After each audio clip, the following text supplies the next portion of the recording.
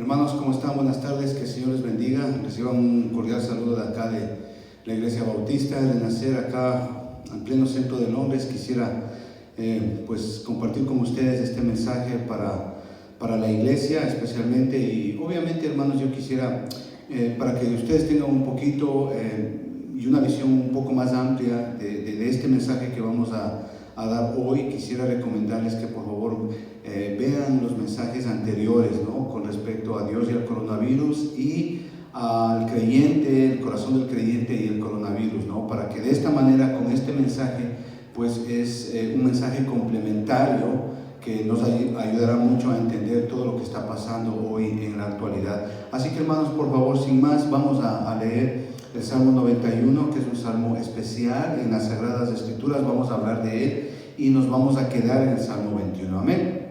Entonces, dice la palabra de Dios en el Salmo 91, dice así: el que habita al abrigo del Altísimo morará bajo la sombra del Omnipotente.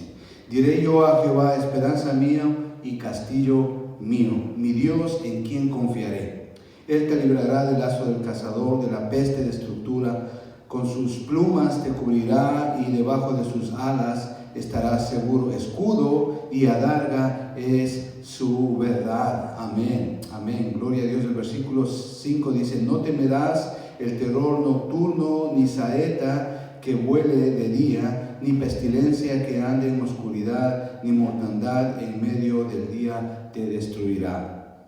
Caerán a tu lado 1000 y 10,000 a tu diestra, mas a ti no te llegará. Ciertamente con tus ojos mirarás y verás la recompensa de los impíos, porque has puesto a Jehová, que es mi esperanza, al Altísimo por tu habitación.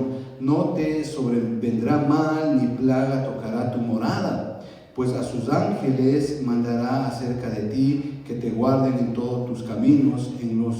En las manos te llevarán, para que tu pie no tropiece en piedra. Sobre el león y el áspid pisarás, hollarás al cachorro del león y al dragón. Por cuanto en mí ha puesto su amor, yo también lo libraré. Amén, qué lindo. Le pondré en alto por cuanto ha conocido mi nombre. Me invocará y yo le responderé. Con él estaré yo en la angustia, lo libraré y le glorificaré. Lo saciaré de larga vida y le mostraré mi salvación. Hermanos, vamos a orar, vamos a darle gracias a Dios. Padre, te damos gracias en el nombre de Jesús por este día.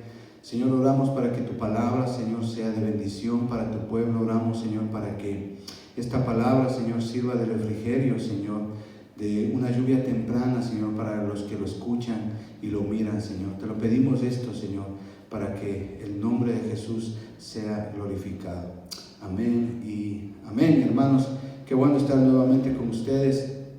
Este Salmo 91 es especial, muy lindo, un salmo que realmente tenemos que meditarlo en él de día y de noche. Y pues vamos a ver un poco acerca de este salmo para aplicarlo a la iglesia hoy día, ¿no? Y definitivamente, con todas las cosas que están pasando, este es un tiempo de prueba, ¿sí?, para nuestra fe, un tiempo de prueba para la iglesia, que por todas las cosas que están pasando, ¿no? Y no quiero ser yo pesimista en este sentido, mis hermanos, sino al contrario, hermano, yo creo que tenemos que ver las cosas como son, y de acuerdo a toda esta epidemia que está pasando, yo creo que es un tiempo de prueba de fe para la iglesia.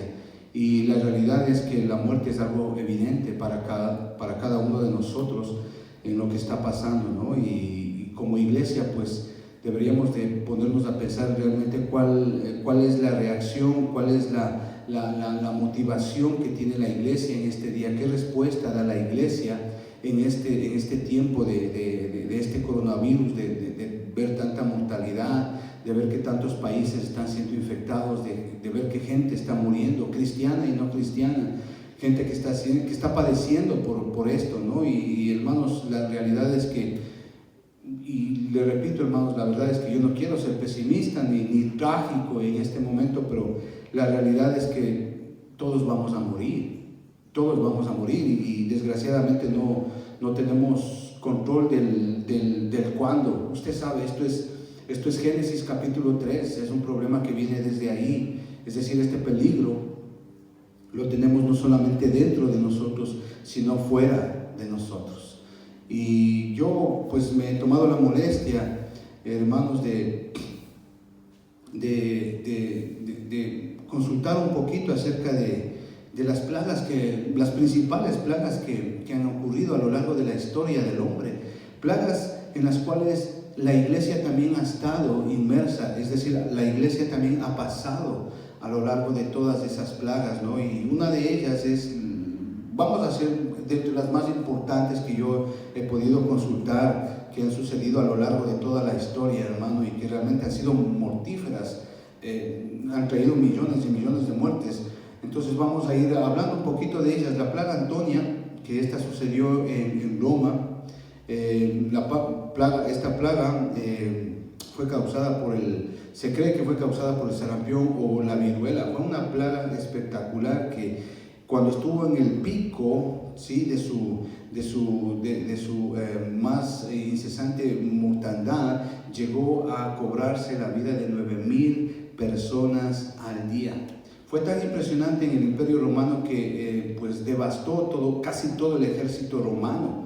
O sea, fue realmente impresionante, ¿no? Prácticamente hizo desaparecer casi todo el ejército romano, ¿no? Sucedió en Roma. Estamos hablando de que esta plaga llamada Antonia cobró la vida de más de 5 millones de personas. Luego tenemos después otra plaga mucho más mortífera que la anterior, que se llama la tercera plaga. Esta es una gran pandemia que ocurrió por allá en los años 1855, se extendió a varios continentes, empezó en la provincia de Yunnan, en China, mató a más de 15 millones de personas, impresionante. 12 millones de ellas, 12 millones de esas personas muertas fueron y ocurrieron en la provincia de China. Según la OMS, la Organización Mundial de la Salud, esta pandemia siguió activa hasta el año de 1959. Es decir, fue tremendo, hermano, porque podemos estar hablando que duró años y años, ¿no? Entonces, son pandemias que han cobrado la vida a millones de personas. La otra plaga es una plaga que nos remontamos al siglo I de la iglesia. Mire, esta plaga se llama la plaga de Justiniano. Esta plaga mató a 25 millones de personas en el primer siglo de la iglesia cristiana. Algo que nunca antes se había visto. Azotó todo lo que es la costa del mar Mediterráneo, especialmente en la ciudad que hoy conocemos, o que se conocía antes con el nombre de Constantinopla. En el pico de la pandemia llegó a matar a 5,000 personas cada día. Impresionante. Luego tenemos otra pandemia, otra peste que hasta el día de hoy la tenemos, no ha sido erradicada, se llama el SIDA, el VIH.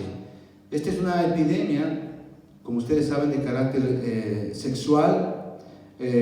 Apareció a mediados de los años 1981 y lo tenemos hasta el día de hoy. No ha sido erradicada esta enfermedad. Hasta el momento, desde el año 1981, que fue por primera vez descubierta, ha matado a más de 30 millones de personas. Y cada año el VIH mata a más de 1.200.000 personas por año. Y hasta el día de hoy no es ni ha sido erradicada. Luego tenemos una peor que esta. Se llama la gripe española. Muchos, creo yo que todos los que están aquí o todos los que escuchan esto, escucharon hablar de esta gripe española. Se cobró la vida de 75 millones de personas. Ocurrió en el año de 1918. ¿Sí? Causada por un virus llamado H1N1, que es familiar de la familia de los coronavirus, que de pronto ustedes tengan conocimiento, ¿no? Asoló toda Europa por 18 meses y así como vino se fue, desapareció. Impresionante, algo impresionante. Más de 75 millones de personas murieron en esta epidemia. Luego tenemos la peste negra, que esta peste negra, esta epidemia, es la más mortífera de toda la humanidad. que el hombre jamás ha tenido, desde que tenemos estadísticas. Esta peste, llamada la peste negra, esta epidemia, se cree que mató a más de 200 millones de personas. 200 millones de personas. Esta peste empezó en el año 1346 y terminó en el año de 1353, matando a el 5% de toda la población mundial. Impresionante, impresionante. Luego tuvimos en el siglo XIV y en el siglo XVI también tuvimos algunos brotes de esta peste. Entonces, para más o menos que usted tenga idea de que en todo este tiempo, esto que estamos viviendo del coronavirus no es nuevo, y la iglesia ha estado también siendo parte de todas estas tragedias. Pero entonces aquí la pregunta es, como iglesia, ¿cuál es mi posición? ¿Qué posición tiene la iglesia? ¿Cuál es la respuesta que da la iglesia en cuanto a esto que estamos viviendo? Porque cuando vemos la televisión, yo creo que todos vemos la televisión hoy día, más que hoy que nos toca estar encerrados, ¿verdad? Cuando vemos la televisión vemos estadísticas, y vemos las estadísticas que no paran, que siguen subiendo, ¿verdad? Vemos cómo la gente se muere en los hospitales. Vemos la tragedia de personas que están sufriendo a causa de este virus.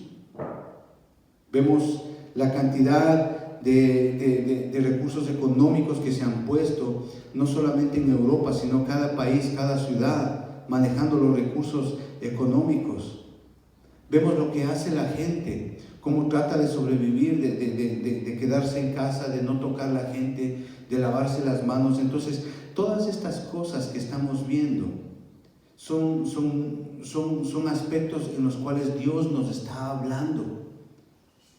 Y la iglesia tiene que estar consciente, y la iglesia tiene que estar atenta a lo que está pasando, y de esta manera pues tomar una posición determinada. Definitivamente Dios nos está hablando con cada cosa que nosotros vemos en la televisión, estadísticas, lo que está pasando en la televisión.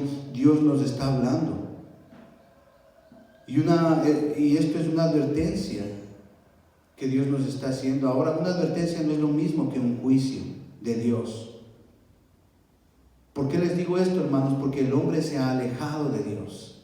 El hombre ha sacado de Dios de sus vidas. Los gobiernos han sacado a Dios de sus vidas. Los aparatos y los sistemas judiciales han sacado a Dios de sus vidas. Las sociedades, las culturas han sacado a Dios de sus vidas. No hay moral que esté de acuerdo o que esté alineada con lo que Dios demanda. Y como iglesia, la iglesia tiene que ser esa luz que ilumina en las tinieblas, en medio de esta pandemia, en medio de esta tragedia que estamos viviendo. Es decir, el llamado de la iglesia es importante, es único. Es imperante que nosotros como iglesia actuemos de una forma en la cual nosotros podamos llegar a ser luz en las tinieblas que estamos viviendo hoy por esta pandemia, por la muerte que vemos en todo lado.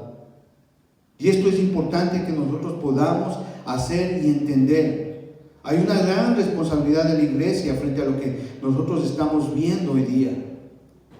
Y en todo esto les digo, hermanos, porque la verdad, si usted se da cuenta, hay dos maneras de cómo enfrentar esta situación que estamos viviendo. La primera manera es cómo el hombre, el mundo, enfrenta esta manera, y cómo Dios, la segunda, y cómo Dios enfrenta esta situación, esta pandemia. ¿Cómo enfrenta el mundo esto? ¿Cómo lo está tratando de solventar esta pandemia el mundo? Pues utiliza la ciencia, utiliza la economía, y nosotros vemos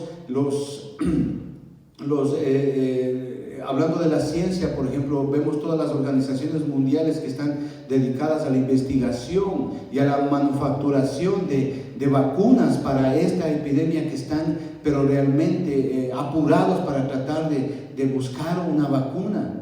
Pero no solamente eso, porque detrás de eso hay una patente que la primera compañía que pueda hallar una vacuna para este virus va a hacerse millonario.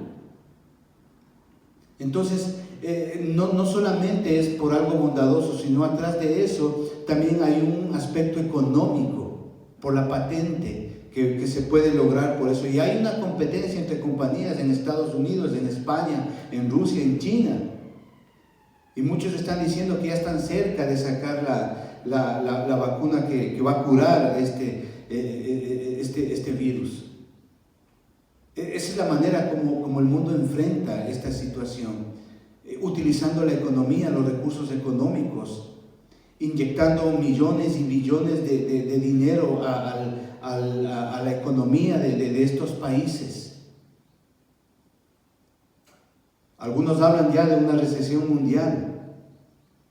¿Cómo vemos que enfrenta el mundo esta situación? Aplicando nuevas leyes. Es decir, cogen todos los sistemas judiciales y aplican nuevas leyes para todo esto que está pasando. Leyes que en muchos de los casos aparentan ser buenas porque están proveyendo a la gente que no está trabajando. Pero sin embargo los efectos de esto lo vamos a ver más después. Cuando acabe esta epidemia vamos a ver, tal vez subirán los impuestos, tal vez pagarán menos. ¿Qué sabemos? Hay muchas cosas. De hecho, ya los analistas económicos, hablando de esta inyección de millones y millones de dineros a la economía de cada país, de cada sociedad, ya están hablando de una nueva recesión mundial. Esa es la manera como enfrenta el mundo este problema a través de las estadísticas. Si usted ve las estadísticas y cada día en la televisión hablan acerca de estadísticas, que las curvas que están bajando, que están subiendo, dependiendo de la cantidad de infectados, dependiendo de la cantidad de personas que fallecen cada día, las estadísticas. El mundo apela a la experiencia de epidemias pasadas para tratar de ayudar y solucionar este problema. Pero hay una cosa que el mundo jamás ha hecho, que es reconocer su pecado. Es más, ni siquiera lo considera. Es decir, la moral que hay en el mundo es una moral totalmente corrupta. La sexualidad que hay en el mundo ha sido una sexualidad totalmente pervertida. La verdad ha sido tergiversada. La justicia ha sido puesta en tela de duda. La honestidad ha sido burlada. Entonces, esa es la manera como el mundo está enfrentando este problema. Sin embargo, la iglesia del Señor tiene una gran tarea única. Es responsabilidad de la iglesia del Señor responder de una manera bíblica a esta epidemia que estamos viviendo. Primeramente, para darle la gloria a Dios, y segundo, para ayudar a los que no conocen a Dios. Por eso es que vemos este asunto acá. Entonces, la iglesia tiene que tener en claro esto, que debemos de ser luz, un ejemplo de fe en este tiempo que estamos pasando. Por eso es importante que estudiemos lo que dice acá en el Salmo 91. El que habita, dice, al abrigo del Altísimo morará bajo la sombra del Omnipotente. Diré yo a Jehová, esperanza mío y castillo mío, mi Dios, dice, ¿en quién confiará? Él te librará del lazo del cazador, de la peste destructora. Él, Dios. Ahora este salmo es impresionante. Este salmo es llamado el himno triunfal de confianza y de esperanza. Este salmo, por así decirlo, hermanos, es un salmo por así llamarlo, es una joya dentro de la palabra de Dios que ha influenciado, que ha infundido aliento, paz, esperanza a millones de creyentes a lo largo de toda la historia, en medio de problemas, en medio de pestes, atravesando situaciones adversas. Es decir, es un salmo que ha ayudado, hermano, al pueblo de Dios en medio de una circunstancia adversa. Este salmo es un salmo que ha dado fe y esperanza al pueblo de Dios en medio de una tribulación, en medio de una plaga, en medio de una peste. De hecho, se cree que este salmo fue escrito durante y en medio de una peste. La prueba está en 2 de Samuel capítulo 24 versículo 3. Usted conoce esa historia. También está contada en 1 de Corintios capítulo 21 y versículo 1. ¿Usted recuerda esta historia? Es muy fácil cuando David hace un censo, ¿verdad?, de todos los hombres de guerra. ¿Recuerda usted esa historia? Pero David hace ese censo sin el consentimiento de Dios. Es decir, David hizo lo que él quiso, sin el consentimiento de Dios. Él confió más en la cantidad de hombres que él podía tener para la guerra que en lo que Dios podía hacer por el pueblo de Israel. Entonces, cuando David está haciendo ese censo, él es reprendido por Dios. Y Dios le da 3 cosas para que él pueda aplacar, para que él pueda reconocer su ira. Y él al final dice, obviamente hablando Dios por el profeta, y obviamente David dice, no, es mejor caer en las manos de un Dios vivo. Y él elige la tercera opción, que haya una peste por 3 días.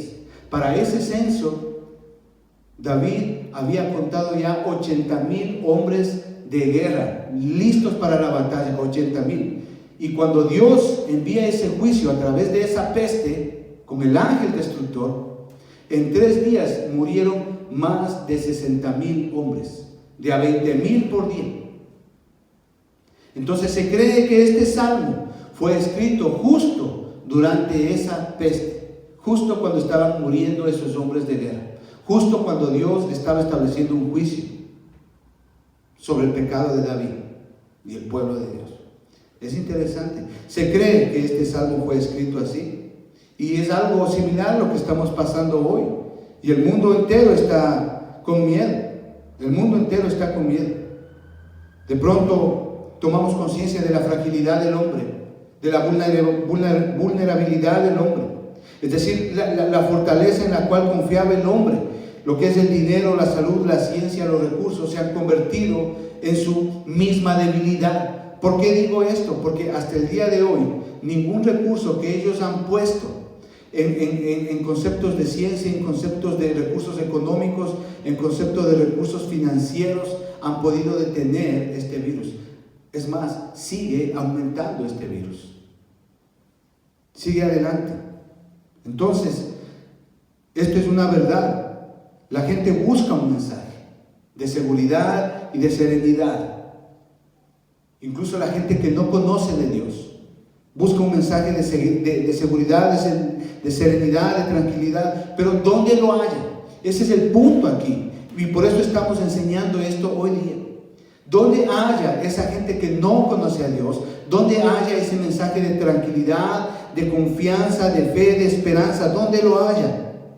¿Por qué? ¿Por qué decimos esto, hermanos? Porque la gente está muriendo y los familiares están sintiendo pena y tristeza. La gente está enferma en las casas, sufriendo, doliéndose por su aflicción. He tenido muchos testimonios en esta semana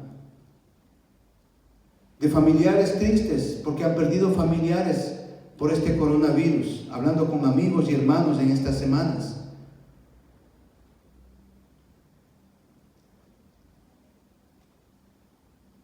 Y todos ellos tienen miedo. Entonces, ese es el punto hoy día, hermanos, que debemos entender cuál es la posición de nosotros como iglesia. ¿Qué es lo que debemos de hacer? Porque la gente que no conoce a Dios tiene miedo. Hay incertidumbre. Y ellos están buscando un mensaje de serenidad, de tranquilidad. Y esa es la tarea de la iglesia hoy día, de que nosotros podamos dar, podamos enseñar a la gente que no conoce de Dios quién es el Señor. Es decir, la iglesia del Señor debe de ser ese baluarte de fe y de esperanza para el no creyente. Ese papel nos toca desempeñar hoy y ahora, y es una responsabilidad de todo aquel que se llame hijo de Dios. Y aquí en este salmo, hermanos, es tan lindo, tan hermoso, porque vemos 3 aspectos que el mundo no entiende y que la iglesia tiene que estar preparada para enseñar, para mostrar y para testificar. 3 aspectos que van desde la ansiedad, pasando por el miedo y llegando a la confianza plena en Dios. Por eso es que el salmista aquí dice, mi Dios. Cuando usted lee este Salmo 91, él hace referencia y él no dice, no, es un Dios. No, él dice, mi Dios, mi Dios. Es decir, lo que es para mí, lo que es para mí. Luego, si usted sigue leyendo, también usted va a ver que él dice que él te librará. Es decir, lo que Dios hace por mí. Y luego dice, en Dios confiaré, dice. Ahí en el versículo 2 dice, mi Dios, ¿en quién confiaré? En Él voy a confiar. En el único que se puede confiar es en Dios. Eso es lo que está diciendo. Es decir, confiaré hace referencia a la respuesta que yo le doy, ¿sí? Por lo que Dios hace por mí y por lo que Dios es por mí. ¿Me está entendiendo? Esto tiene que la iglesia tiene que entender. Por eso es que hoy vamos a ver 3 puntos fundamentales en este salmo. 3 puntos fundamentales. La primera, o el primer punto, es mi Dios. ¿Por qué el salmista dice mi Dios? Cuando él habla de mi Dios, está hablando de lo que Dios es para mí. De lo que Dios es para el salmista, de lo que Dios es para mí, de lo que Dios es para el creyente. Es decir, estamos hablando de la grandeza de Dios, la grandeza total de Dios. Por eso es que vemos acá en los 2 primeros versículos que el salmista empieza con una deslumbrante descripción del carácter de Dios. En los 2 primeros versículos, dando hasta 4 nombres distintos para explicar quién es y cómo es Dios. Por eso es que el salmista le dice que es el Altísimo, Omnipotente, Jehová y Dios. Le da 4 nombres. Es algo sublime. Es algo indescriptible, es una descripción deslumbrante de quién es Dios y de cómo es Dios. En 2 versículos nada más. Es decir, la conciencia de la grandeza de Dios es el cimiento de nuestra confianza en Él. Dicho de otra manera, de la misma manera en que yo conozco a Dios, es mi confianza en Él. Es decir, de acuerdo a lo que yo conozca de Dios, en esa misma intensidad es mi confianza en Él. Por eso aquí, hermanos, usted no puede confiar en alguien en quien no conoce. Usted confía en alguien porque lo conoce. Y aquí yo siempre recalco en este punto a toda la iglesia. Usted, la única manera que usted tiene de llegar a conocer a Dios es a través de la palabra de Dios, a través de la Escritura, a través de la Biblia. Porque ahí Dios se muestra cómo Él es y quién es. Usted no puede confiar en alguien en quien no conoce. Usted confía en alguien en quien conoce. Pero eso es en el mundo, digámoslo así, del creyente, en el que conoce a Dios. Pero ¿cómo es en el mundo? ¿Cómo se da este aspecto en el mundo? En el mundo podríamos decir que, por parafrasear, dime cómo es tu Dios y te diré cómo es tu confianza. Eso sucede en el mundo. ¿Por qué? Porque en el mundo la gente más confía en ¿qué? En el dinero. La gente más confía en la capacidad económica. Y eso lo estamos viendo hoy y ahora. La gente confía más en el dinero. Y producto de eso se han roto muchísimos hogares, por ejemplo.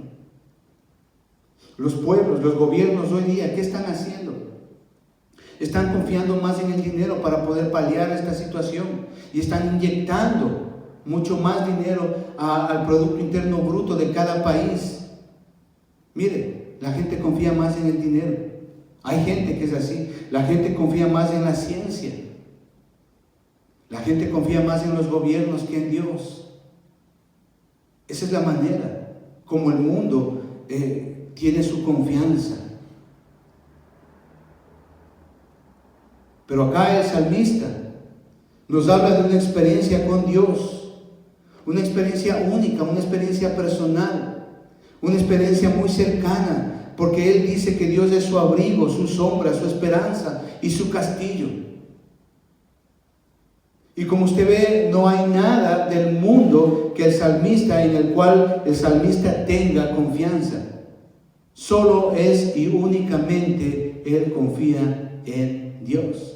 Por eso es que su relación con Él es tan grande O sea, el salmista no pudo haber llegado a decir de gana que Él es su abrigo, no. Él debió haberlo conocido, él debió haber tenido una relación muy íntima, muy grande, muy cercana con Dios. Por eso es que él dice, Dios es mi abrigo, es mi sombra, es mi esperanza, es mi castillo. Qué lindo tener una relación así con Dios. Es decir, conocer a Dios es imprescindible para poder confiar en Él. Usted no puede confiar en Dios si usted no lo conoce. Eso no existe. Eso no es fe. Usted tiene que conocer a Dios para que usted confíe en Él, para que usted tenga fe en Él. Por eso el salmista dice, Él es mi abrigo, Él es mi sombra, Él es mi esperanza, Él es mi castillo. Al decir eso, abrigo, en términos de que Él está hablando, en términos de que Él le cuida, Él le ayuda. Dios se preocupa por Él. Cuando Dios viene a ser nuestro abrigo, Él nos cuida, Él nos ayuda, Él se preocupa por nosotros. Cuando el salmista dice que Él es su sombra, ¿de qué está hablando? Que está junto a Él, que está junto a nosotros. Está hablando de fidelidad, de permanencia. Cuando dice la palabra de Dios que Él es nuestra esperanza, estamos hablando de un futuro y de un futuro seguro en Él. Porque el mundo no nos puede dar nada bueno. Cuando Él habla de castillo, está hablando de que Dios es nuestra protección. Y el salmista dice, mi Dios. Es decir, Él está hablando desde un punto de vista singular. Es un Dios personal, cercano, que tiene cuidado de su vida y se preocupa de Él. En términos de cuidado, de protección, de pan, de vida, de salud, de provisión, de todo lo que Él necesita. Y ese es uno de los rasgos más distintivos, por decirlo así, de nuestra fe cristiana. Por eso es que en Gálatas capítulo 4, versículo 6, está diciendo que Él es Abba Padre. Esta palabra Abba Padre es una palabra muy especial porque denota mucha intimidad, cercanidad, estar muy cerca, con amor. Es como dijéramos nosotros ahorita, papito. Una intimidad, es decir, que Dios nos trata como un padre trata a su hijo y como un hijo trata a un padre. Por eso es que miremos el versículo 4 aquí en el Salmo 91. Dice, con sus plumas te cubriré y debajo de sus alas estarás seguro. Escudo y adarga es su verdad. Es decir, con Él estamos seguros. Esa es la grandeza de Dios. Y eso tenemos que nosotros como iglesia tenemos que dar a conocer esa grandeza de Dios. Que Él es nuestro Altísimo, Él es omnipotente, Él es Jehová, Él es nuestro Dios. Y bajo Él, bajo su abrigo, bajo su sombra, Él es nuestra esperanza y Él es nuestro castillo. Y a pesar de todo lo que esté pasando alrededor, que la gente vea que nuestro Dios es omnipotente, que nuestro Dios es poderoso. Es cierto, hay mucha gente, hermano, cristianos que están pasando este virus, que han sido enfermos por este virus. Pero le doy la gloria a Dios porque han sido un baluarte de verdad y de fe en este tiempo. Pero tú llegas a entender esto cuando tú conoces a Dios y conoces la grandeza de Dios. Y solo ahí puedes decir, mi Dios, Jehová de los ejércitos, el Altísimo, el Omnipotente, mi Dios. Pero hay otro punto que yo quisiera que compartamos con ustedes. Es el segundo punto. Ahí dice, te librará. Es decir, ya no lo que Dios es para mí, sino que te librará, dice, lo que Dios hace por mí. Es decir, cuando hablamos de lo que Dios hace por mí, en términos de te librará, estamos hablando de la provisión de Dios, de la providencia de Dios, de la protección de Dios. En la práctica, o sea. Es decir, la conciencia de la grandeza de Dios ha de ir acompañada de la conciencia de la providencia de Dios. Y esto es crucial y definitivo en la vida de un creyente. Entiéndalo bien esto, hermano. Es especial y decisivo en la experiencia y en el buen uso de la práctica de la fe en la vida de un creyente. Porque si no lo entendemos, esto será realmente contraproducente. Y caeremos, le digo así, caeremos o podremos caer en errores y en extremismos que al final llevarán a una frustración. Por eso, si usted entiende bien esto, hermano, esto será una fuente de paz, de verdad y de serenidad en la vida. Es decir, cuando hablamos de te librará, estamos hablando de la providencia de Dios, que en realidad es la protección en la práctica de Dios, es decir, lo que Dios hace por mí. Y esto usted tiene que entender bien, hermano, para hacer un buen uso del ejercicio de la fe. Le digo, y ya le voy a explicar por qué le digo esto, mis hermanos, porque realmente en estos tiempos se ha enseñado tan mal esto. Ahora, usted recordará que en el libro de Mateo, capítulo 4, versículo 6 en adelante, el Señor Jesucristo es tentado. Usted recordará por Satanás. También eso lo vemos en Lucas, capítulo 4 también. Y es tentado precisamente, y escúchelo bien, es tentado precisamente con los versículos 11 y 12 de este salmo. Leamos, dice: pues a sus ángeles mandará acerca de ti que te guardaren en todos tus caminos. En las manos te llevarán para que tu pie no tropiece en piedra. Obviamente Satanás tergiversó estos versículos. Pero ¿por qué yo hago alusión a esto, hermanos? Porque Jesús fue tentado con esta palabra. ¿Qué quiero decirles aquí, amigos y hermanos? Que usar mal las promesas de protección divina es una tentación hoy para muchos. Porque el abuso y el mal abuso de estas promesas de protección, hermanos, llevan a un mal uso del ejercicio de la fe en un creyente. Y obviamente eso es mal testimonio para el que no cree en Dios. Y esto tenemos que tenerlo muy claro. O sea, ¿qué quiero decirles aquí? Cuidado con la super espiritualidad. Cuidado con la super fe. De hecho, el Señor Jesucristo en la tentación, Él lo único que respondió es: escrito está. Escrito está.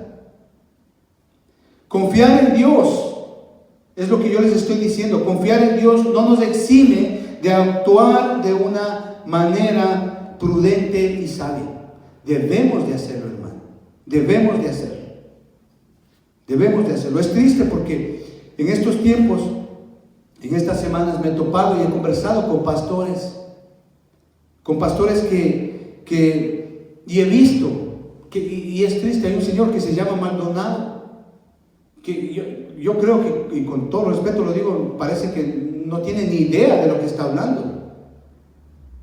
Porque hace como 3 o 4 semanas este hombre empezó ahí en medio de toda la congregación, empezó a gritar, a vociferar y a ordenarle al coronavirus que se detenga y que se vaya, y que no haya más enfermedad y que no haya más enfermos, y a ordenar y a decretar y a cancelar. Y yo digo, o sea, ¿qué está haciendo? ¿Qué está haciendo? No tiene ni idea de lo que está haciendo este hombre. Porque hasta el día de hoy el coronavirus sigue matando gente. O sea, lo que él dijo no valió absolutamente para nada. No valió nada. De hecho, 21 días después, este hombre tuvo que cerrar la iglesia y acatarse a las leyes de ese país. Es decir, todo lo que él decretó, todo lo que él cortó, canceló y ordenó, no valió para nada. Y esto, desgraciadamente, hermano, es un mal testimonio para la gente que no conoce de Dios, que no tiene una relación, que no sabe lo que es la grandeza de Dios.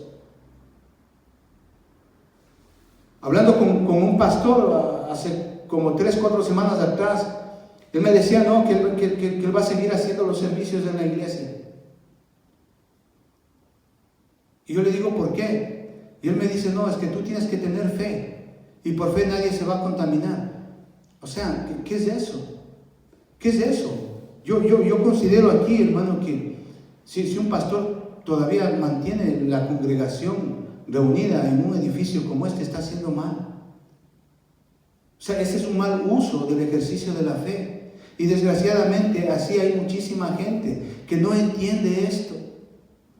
Y hace un mal uso, ¿sí?, de los recursos que Dios nos ha dado, de las promesas que Dios nos ha dado de protección divina, pero lo hacen sin entender y se exponen, y exponen a los seres que están a su lado, a las personas que están a su lado.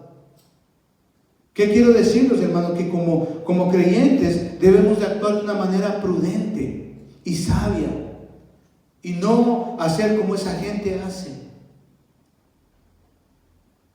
Por eso es que acompáñenme acá al versículo 14 y 15 de este salmo. Dice la palabra de Dios así: por cuanto en mí has puesto, dice, su amor, yo también te libraré, le pondré en lo alto por cuanto ha conocido mi nombre. Me invocará y yo le responderé, con él estaré yo en la angustia, lo libraré y le glorificaré. Hermanos, ¿qué quiere decir aquí? No minimicemos la acción protectora del Dios soberano que tenemos sobre los que en Él creemos, sobre los que en Él confiamos. Porque aquí en estos versículos que acabamos de leer, la palabra clave es librar. ¿Y qué significa librar? Que Él nos va a librar, sencillamente así. Es la misma palabra que el apóstol Pablo utiliza en Hechos capítulo 7, versículo 10. Cuando él está hablando acerca de José. Recuerdan ustedes esa historia, el hermano que fue vendido. Él pasó por cantidad de penalidades. Él pasó por cantidad de valles de muerte, situaciones adversas, muchísimas cosas malas le sucedió a él durante casi a lo largo de toda su vida. Él pasó realmente mal. Y Pablo habla aquí acerca de él. Y él habla de que Dios le libró de sus tribulaciones. Sin embargo, hablando de José, él tuvo que pasar muchas aflicciones, muchos valles de muerte. Pero, ¿qué quiero decirles aquí? Que Dios no evitó la prueba, pero sí le rescató de ella. La fe, hermanos, cuando nosotros entendemos bien lo que es la grandeza de Dios, y cuando nosotros entendemos bien lo que es la providencia de Dios, lo que estamos viendo a la luz de este salmo, entendemos que la fe no nos garantiza la ausencia de pruebas, pero sí la victoria sobre la prueba.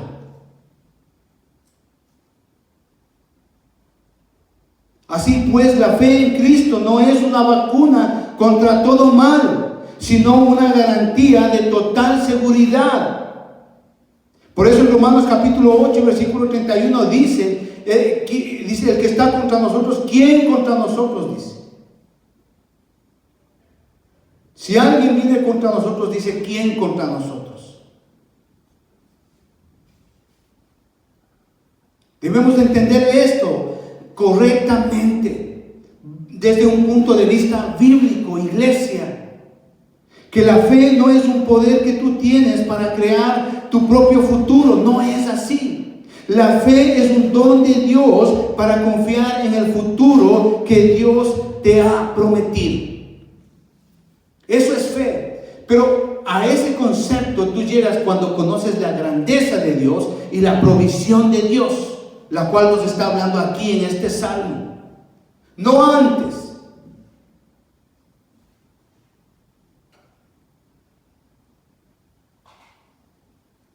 Este salmo no es este salmo, hermanos, no es una promesa de completa inmunidad, no, sino una declaración de confianza expresada en tres aspectos: que Dios conoce, Dios controla y Dios cuida. ¿Conoce qué? Lo que estoy pasando, lo que sus hijos están pasando, lo que la iglesia está pasando. ¿Controla qué? Él controla absolutamente todo, porque Él es soberano. Y eso lo vimos hace 2 o 3 semanas atrás. ¿Y Él cuida qué? Él cuida de mí porque yo soy su hijo. Porque Él no ve a mi persona, Él ve a Jesucristo en mi persona. Por eso Él cuida de mí, porque Él me ama.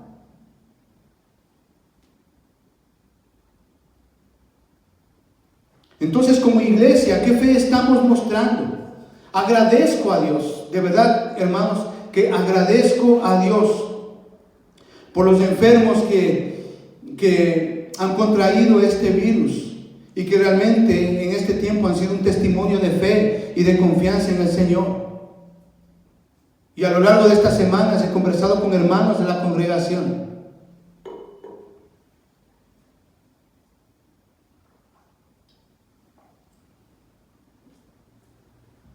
Y a lo largo de esta semana, como les digo, hermanos, he conversado con mucha gente, muchos hermanos de la congregación que han estado con este virus.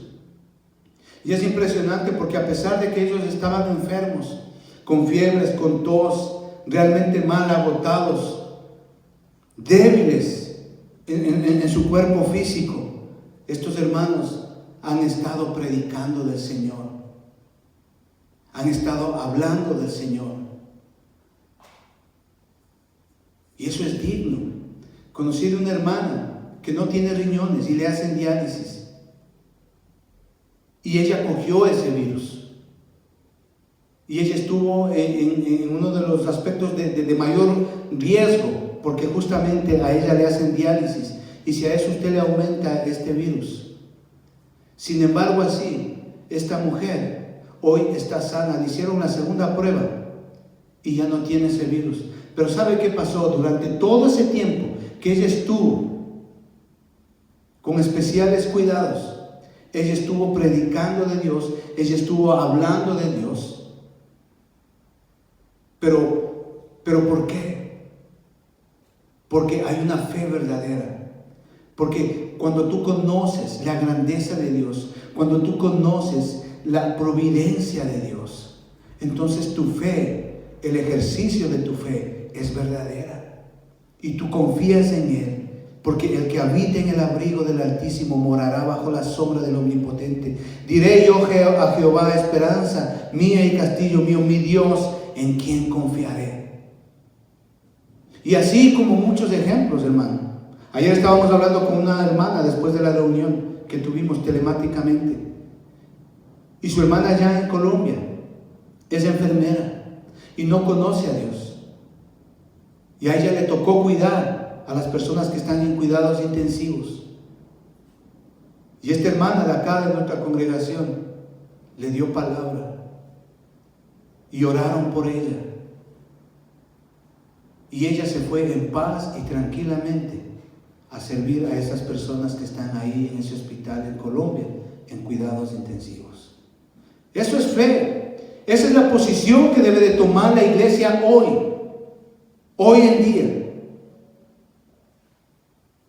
¿Qué quiero decirles acá, hermanos? Que en la vida de los hijos de Dios nada ocurre sin conocimiento y sin consentimiento de Dios. El azar no existe en la vida de un creyente, no lo existe. La providencia de Dios resplandece en los momentos aún más oscuros en la vida de un creyente. Cuando conocemos de Él, cuando tenemos una relación con Él. Por eso es que aquí en el versículo 7 de este salmo dice: caerán a tu lado 1000 y 10,000 a tu diestra, mas a ti no te llegará. Eso es fe, eso es confianza, eso es conocer a Dios, eso es conocer la grandeza y la providencia de Dios. Y tercer punto, hermanos, mi respuesta: si ya conocemos la grandeza de Dios, mi Dios, lo que es Dios para mí, y también conocemos la providencia de Dios, es decir, lo que Dios hace por mí en la práctica, porque Él me libra, entonces ¿qué respuesta le doy yo? Porque Él dice: en ti confiaré. ¿Qué quiere decir eso? ¿A qué hace referencia esta respuesta que el salmista da a lo que Dios es para él y a lo que Dios hace por él? ¿Qué respuesta le damos como iglesia a lo que Dios es para nosotros y a lo que Dios hace por nosotros? ¿Qué respuesta? Entonces, después de contemplar y conocer su grandeza y su providencia, es decir, lo que Dios hace en mi vida y lo que Dios es en mi vida, el salmista exclama: mi Dios, en ti confiaré. No hay más. No hay gobierno, no hay ciencia, no hay economía, no hay recursos. No. Es Dios en quien yo confío. Y esa es la imagen que la iglesia tiene que dar al mundo. La confianza es la respuesta a la evidencia de que Él ha conocido a Dios de una manera personal, y muy íntima. Por eso es que ahí en el versículo 14, en la parte B del versículo 14, dice: le pondré en lo alto por cuanto ha conocido mi nombre. Si ve, Dios conoce nuestro nombre, sabe quién es, y Él nos pone en lo alto. Es decir, está hablando de una relación muy personal, muy íntima.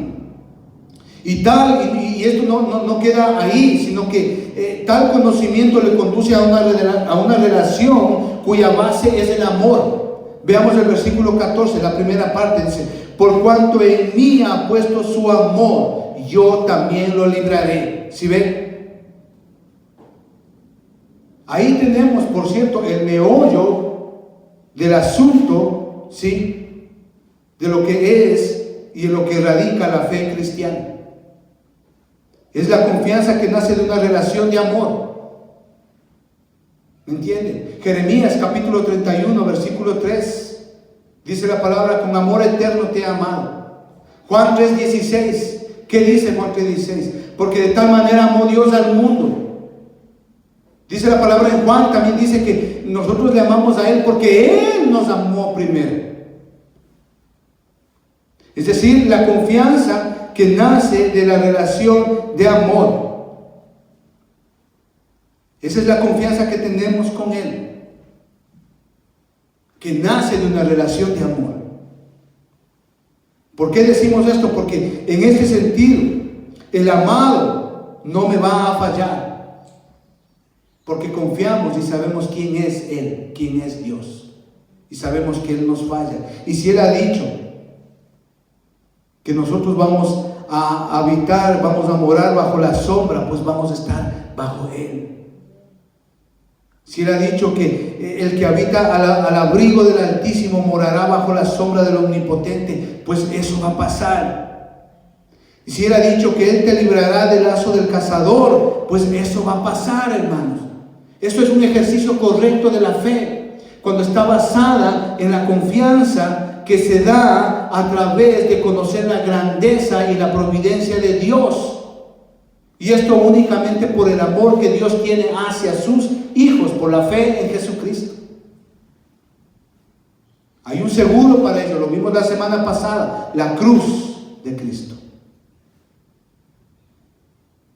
Porque Él es fiel, Él es fiel.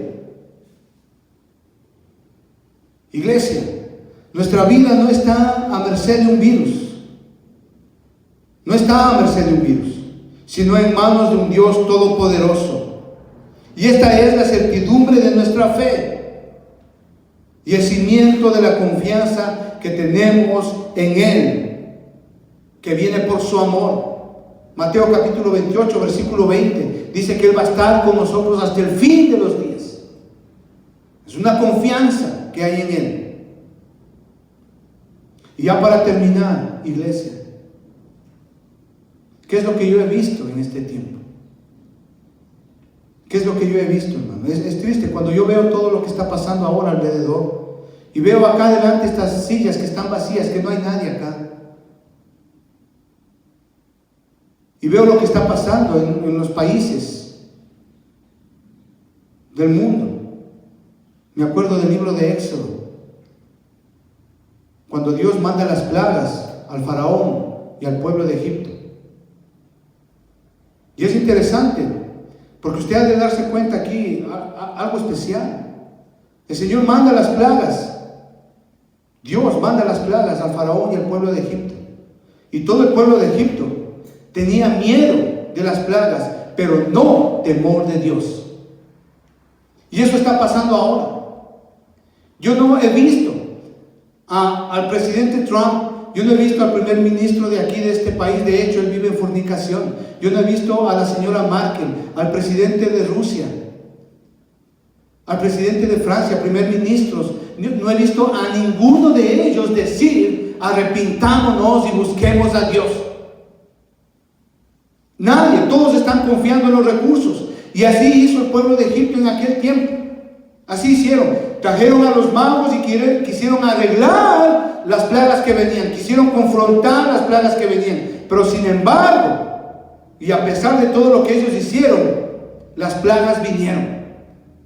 No hubo un arrepentimiento del faraón. No hubo un quebrantamiento de corazón del pueblo de Egipto. No hubo rebeldía.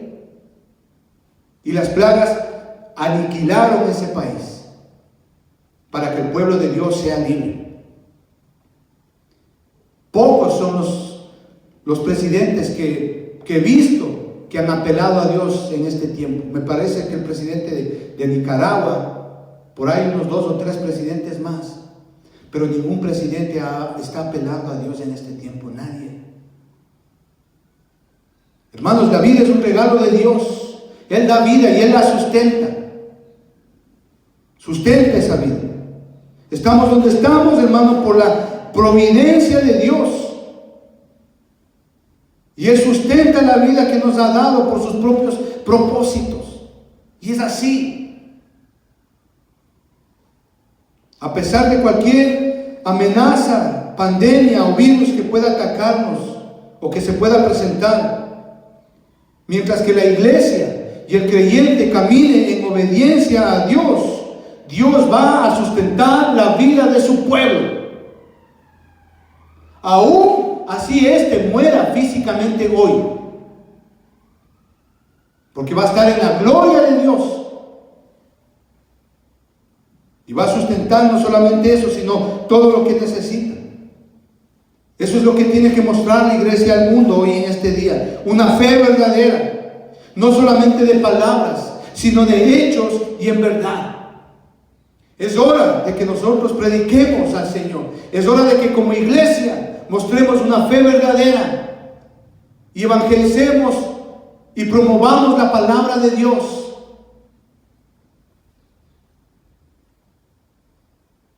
Es un tiempo importante para la iglesia en este día, hermanos.